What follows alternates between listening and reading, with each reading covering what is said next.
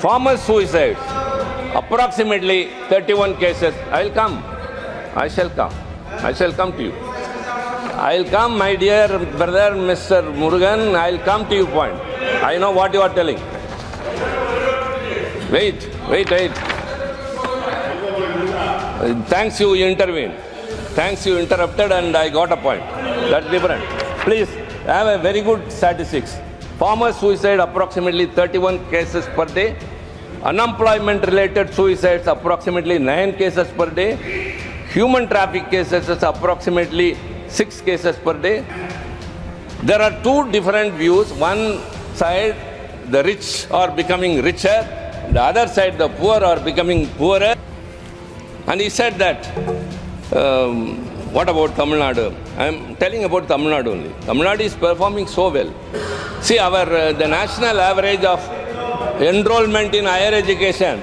See, as you have presented a budget with statistics, I am also speaking on statistics. My state, Tamil Nadu, being this a council of states and I represent the state of Tamil Nadu, before going into the larger issues and the greater implications, I have to mention something about my state, what all we are suffering, though we perform very well. The Tamil Nadu government is contributing to the GDP of this country 9.04%. And what we are getting by way of devolution is 4.08%. Shri Trichy Siva. Thank you, Madam Vice Chairperson. See, a budget is not merely a statement of accounts, but it is a statement of intent. The budget reveals the priorities of the government, and the priorities show the real governance of today. Our Prime Minister has described this budget as a roadmap to Viksit Bharat. Am I right? Viksit Bharat. No, the word Viksit Bharat means developed India. But the numbers show very well that the path seems only a mirage. There are so many reasons to explain that.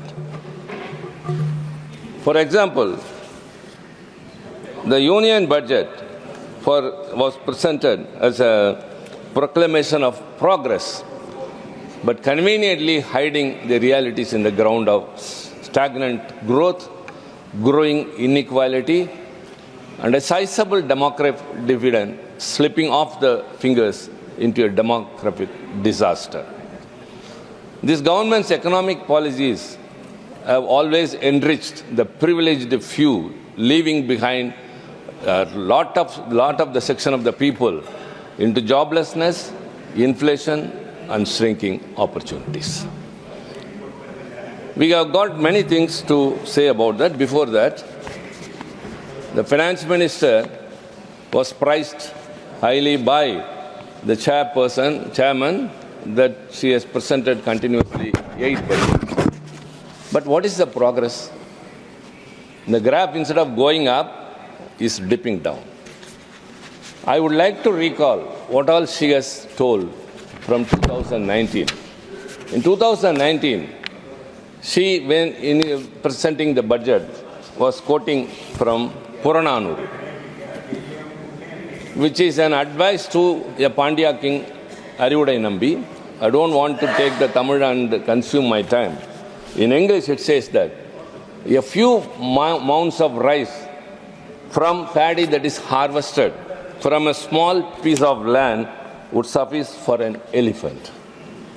But what if the elephant itself enters the field and starts eating? What it eats would be far lesser than what it would trample over.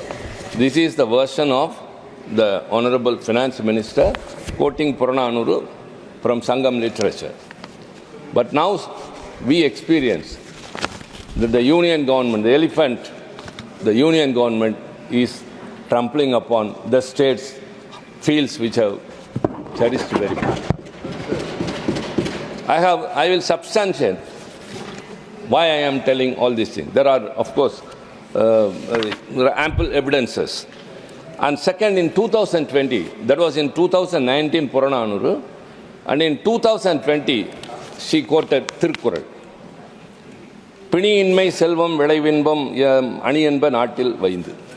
In English, the country's 5 jewels are unfailing health, farm productivity, joy, good defense, and wealth. Any person who accepts anything in reality will say, what is the development today after these budgets presented by her or by this government? Unfailing health, we are treading behind. Farm productivity, why 1 lakh tractors are waiting outside the borders of Delhi? If they are contented and if productivity is more or if they are given more, it would not have happened. So also wealth. And 2021, she quoted another Tirukkural. Iyattalum, Eattalum, Kaattalum, Kaatta Vahuttalum, Valladu Arasu. A good king is one who is able to acquire wealth, guard it, and distribute it justly. That is it. Of course, you consume, you collect revenues, you guard it, but whether it is distributed justly to all the people equally in this country means no. As I said earlier, it enriched the privileged few and deserted the people who are in this country in the lower rung. That's what my senior colleague, Mr. Chidambaram, told here. When only 1% of this population are enjoying or controlling 22.6% of the income, and wealth is 40.1%. 1% of our population controls 40.1% of wealth and enjoying 22.6% of the income. Whereas the poor people at the bottom level, 50%, they are only getting 15% of the income and 6.4% of the wealth. This is totally disproportionate. Only the finance minister has to explain all these things. And in the 2025, she has said that as the living beings look upon the sky for rains, the citizens look upon the government for good governance. Yes, they are looking upon, but no good governance. These are all mere not allegations. What is happening is partisan approach of this government. For example, if a woman is going to buy some flowers from a woman who is selling on the roadside, she will measure it with her hands. But if the customer is regular and well known to her, you can measure it with your own hands. Because the seller's hand must be small, may be small. Like that, when they have a yardstick for the states which are ruled by the ruling party, and they have a smaller yardstick for those states which are ruled by the opposition party. They have to explain that. These are all not just allegations. There are ample evidences. My state, Tamil Nadu, being this a council of states and I represent the state of Tamil Nadu, before going into the larger issues and the greater implications, I have to mention something about my state, what all we are suffering, though we perform very well. The Tamil Nadu government is contributing to the GDP of this country 9.04%. And what we are getting by way of devolution is 4.08%. The 14th Finance Commission recommended for 42% tax devolution. The 15th person for reduced it to 41%, but actually it is only 32%. Even not that. That's what I say. When we contribute 9.04% to the GDP, we are given back only 4.08%. I have no grudges with any other person from the state, except for the way of statistics I have to tell. The Uttar Pradesh government contributes 8.19% to the GDP, but they are getting 17.94% of devolution. What is the rationale? Bihar, please. I say I have no grudges against your state, but what is happening, we have to elucidate. Bihar, GDP contribution is 2.87%, but is getting 10.08%. We give more, not even we get half of it. Why this discrimination? Why this partisan attitude? The finance minister has to enlighten us with the rationale behind this, what I call as victimization or discrimination, just because we are ruling, the opposition are ruling. But despite that, we are doing very well, better than the union government. We can say that with head strong. It's not just a statement. The union government's allocation to education, as again our senior colleague who initiated, the former finance minister, he mentioned about Make in India. In the year 2015, lofty proclamations about Make in India was made by a Prime Minister. At the same time, Make in China was proclaimed in China. And in 2025, the recently elected President of USA, Donald Trump, has said, Make in America. This is in 2025. As soon as he assumed power, he addressed a conference of the international investors. In that, he told, you are all manufacturing from outside America and making America a market. Hereafter, you should make everything in America, then only you will be given the benefits, or else I will be taxing you very heavily, which you cannot tolerate. This is a way of coercion, or any way he is approaching, that the revenue of the status of economic position of America should improve, Make in America. What happened to 2015 proclamation of India and China? China has reached this target. India has not. Why? Because the basic things which a nation needs is education, healthcare, infrastructure. Everything has been achieved by China. But here what happens is very poor, it has to be admitted. The union government is allocating only 2.5% of total expenditure to education. That is 1,20,628 crore. My state, Tamil Nadu government, we are allocating 49,700, that is 13.6% of our total expenditure.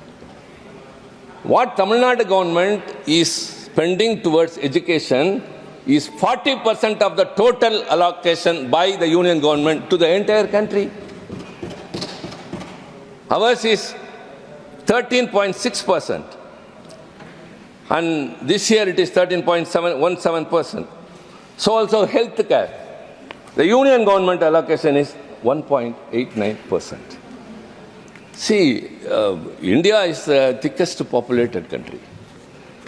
And what America does not have, we have is the youth population. America may have very good education, might have very good infrastructure, but they don't have the youth force as we are having. We are having 64% of our population as youth force. How you are going to utilize that? Because they are suffering because of unemployment. And healthcare is very much important, because the last rung of the people who work and who don't get anything. What is the reality? The income tax slab, which Madam Finance Minister has announced, that up to 12 lakh it will be exempted. I don't want to go into it. How many are the beneficiaries? Only 1 crore. 1 crore of the people are benefited. We have nothing against it. Let them enjoy it. But what about the remaining 139 crore of the people? And especially another thing, the EWS, which the government is very much proud of, economically weaker section, the slab is 8 lakh rupees per year. That is 75,000 per month. And if the residential area they are living is below 1,000 square foot and below 5 acres of land. 5 acres of land and 1,000 square foot of residential flat or anything which they live, and 8 lakh rupees is the slab for economically weaker section people. Leave that alone. But what does the BPL slab shows? I'm not creating anything on my own. All the learned members here know that very well. Those who live in the urban area, if their income is below 37, they come under BPL. And in the rural area, it is 9 rupees. A person who is not able to earn even 1,000 rupees a month is considered as BPL.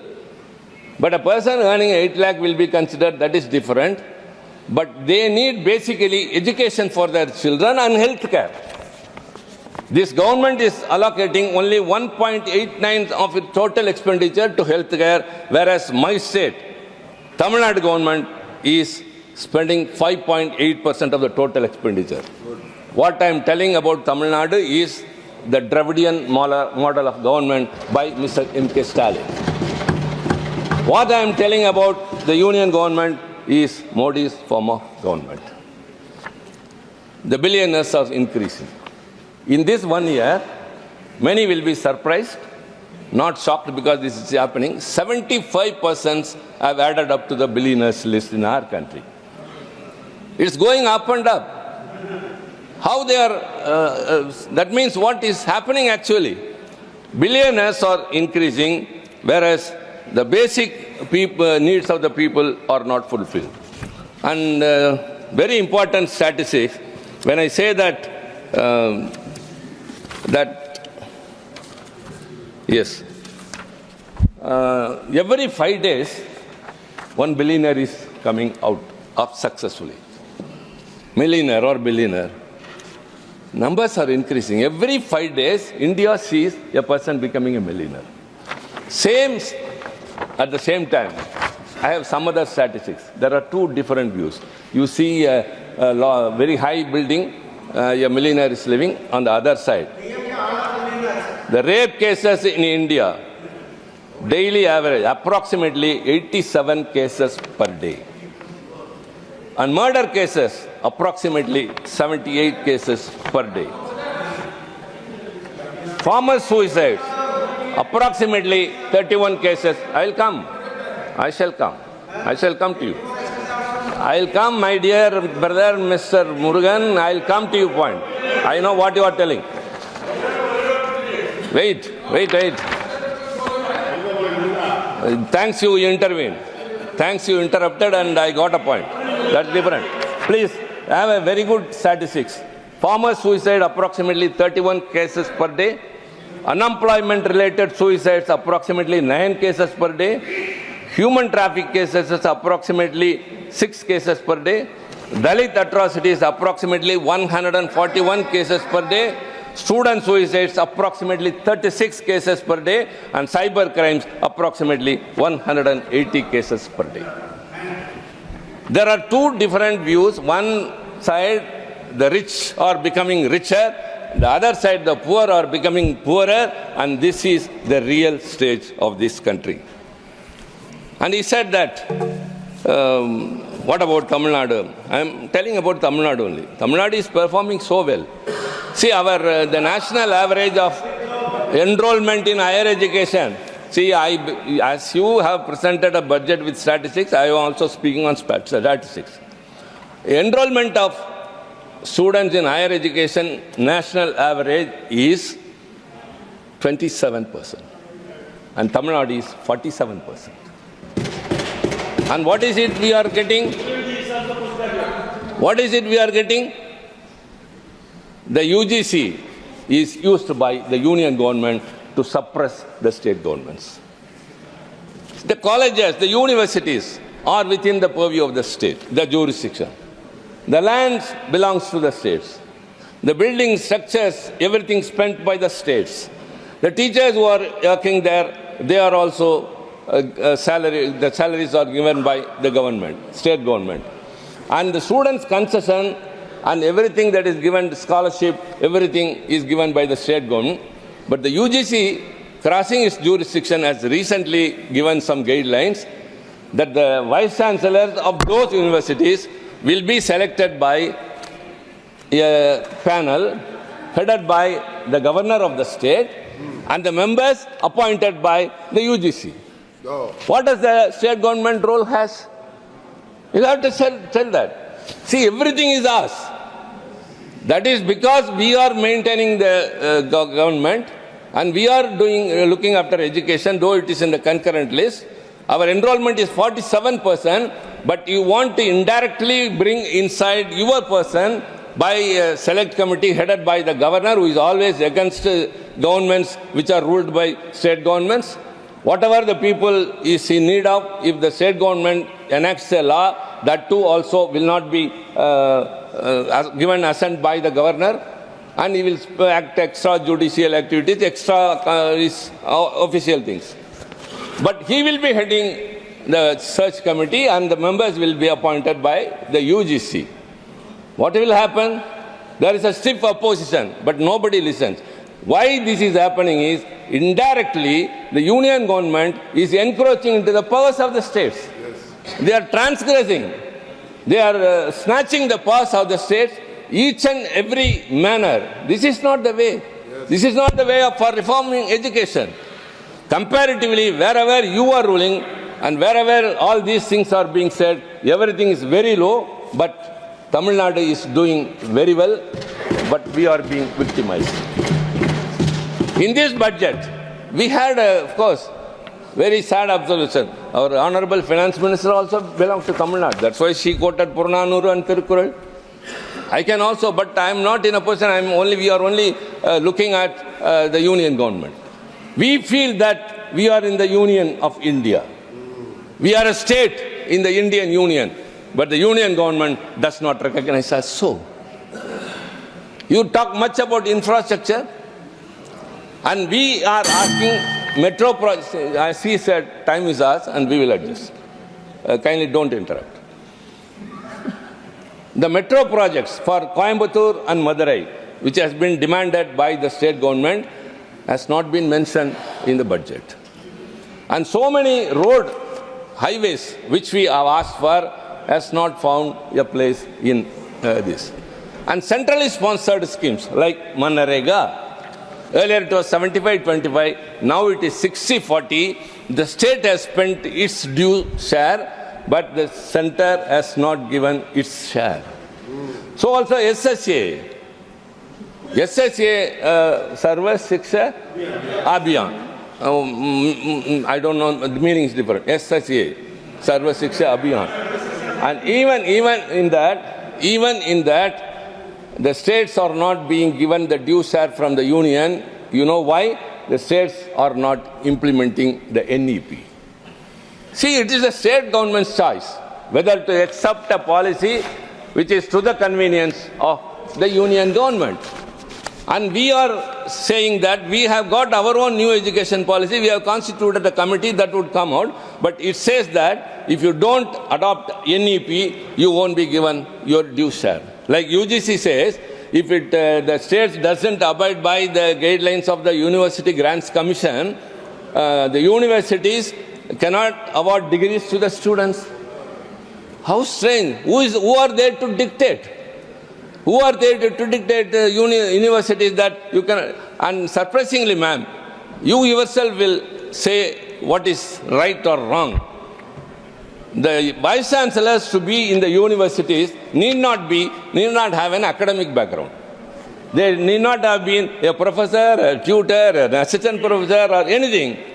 Any person from outside will come and head the university and he will decide the curriculum, he will be getting the colleges. What is it?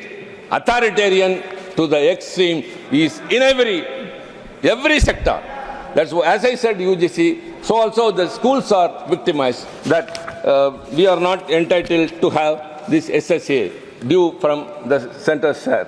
So also disaster relief. There were two cyclones, the Fenjam and the Minjam. So two cyclones. Tamil Nadu suffered a lot. And we have been asking for a relief measure of 30,000 crore from the union government. I also raised it during the 0 hour. And at that time, I have received a reply from the Home Ministry saying that the state could give from the SDRF. It is beyond that. It exceeds the SDRF limits. And what does the NDRF is for? They give only lame excuses. Members from all the parties with conscience tell us, we asked for 30,000 crore rupees, but we were given only 267 crore. What is it? We have to undertake so many things that have been damaged during the cyclone. Infrastructure. People have to be brought back to normalcy. For that, the states are spending, whereas the union government stays off and say, we don't have anything. So in this way, disaster relief is not being compensated properly. The SHA, we are being victimized. The Manarega scheme, we don't get what we want. The road projects which we ask, we are not getting. And also, the devolution of taxes is also not in the due manner or rational manner to my state. Ma'am, what is happening in my country? As I said earlier, at one side it is very much we see richer people, on the other side. Very important ministry is the MSME. Because the MSME is the largest employment provider next to the agriculture. And moreover, as per the budget of the finance minister, it is 7.5 crore who are getting employment. 36% of the manufacturing of this country is by MSME. 45% of the exports of this country is from MSME. But what is the support this government is extending to MSME? In the banks, when they go for PMEGP, every bank has a different rate of interest. The topmost bank, which is very closer by the person who is going to be an entrepreneur, it charges the highest. But they do not know. They cannot classify. They want that. And surprisingly, what I noticed in this budget is, it is enhancing the limits of the MSME. Micro enterprises, currently it is 1 crore rupee. It will be enhanced to 2.5 crore and the turnover to 10 crore rupees. Small enterprises from 10 crore to 25 investment and turnover 50 crore to 100 crore. And medium enterprises 50 to 125 investment, 250 to 500 crore. My dear colleagues, please tell me, what is a micro enterprise? MSME people who are in just for 5 lakhs, just getting a 5 lakh loan, a woman is running something, doing some business, which gives an employment to 7 persons, 2 from the same family and 5 from that village. So giving more loans and showing that we have given that much, you have to give to more number of persons and generate employment. That is the purpose of the MSME. For example, a shopkeeper, at the time when he closes his shop, he won't come and check how much collection is there. He will see how many bills have been given, how many persons have entered his shop.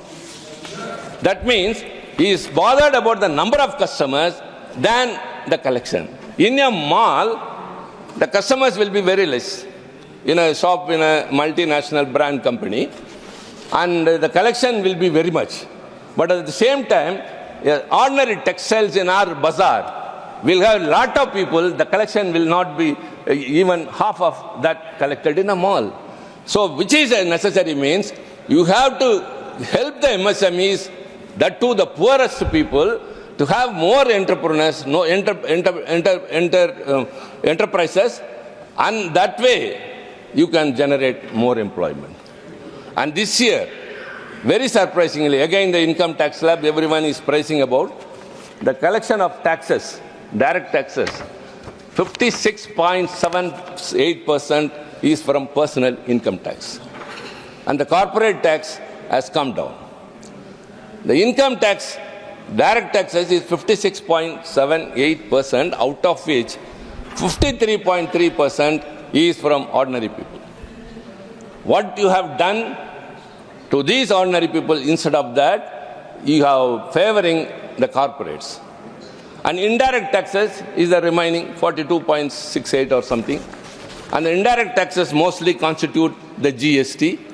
And the GST this year mainly constitute, the indirect taxes constitute 83% of indirect taxes.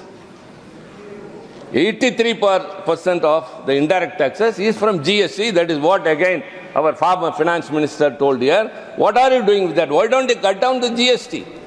Every person, even an auto driver, even a farmer, even a laborer in a farm, they are paying GST. Income tax is given by some other people, middle class or upper middle class or anything. Every individual is paying GST. Why don't you cut down that? Have you cut down the excise duty of petroleum products, as he said? That would have benefited the lot in the nation. But you have not done so. You are not doing anything to the common man. You don't have them in focus. You are making a micro enterprises into a mini corporate. How can a 250 crore turnover is called as 50 crore turnover is called as a micro enterprises? MSME is not able to market. That's why the government has a scheme, PPP,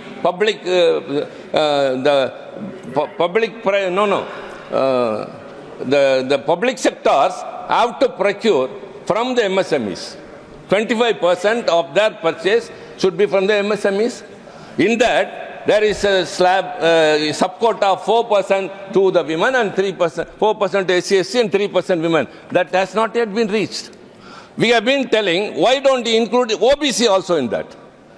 But though there is an allocation, a reservation, a sub-quota, but it is not achieved, they are not able to market it. What are the devices you have for the MSE products to be marketed? How will you control the interest rates equally? You can prevail upon the RBI.